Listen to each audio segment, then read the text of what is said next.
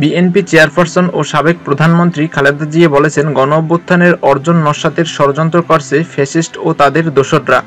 ইস্পাত কঠিন ঐক্যে সব ষড়যন্ত্র নস্যাৎ করে দিতে হবে। রাজধানীর জাতীয় সংসদ ভবনে বৃহস্পতিবার বিএনপির বর্ধিত সভায় ভার্চুয়ালি যুক্ত হয়ে প্রধান অতিথির বক্তৃতায় তিনি এসব কথা বলেন। বিএনপি চেয়ারপারসন বলেন, দেশ এখন সংকটকাল অতিক্রম করছে।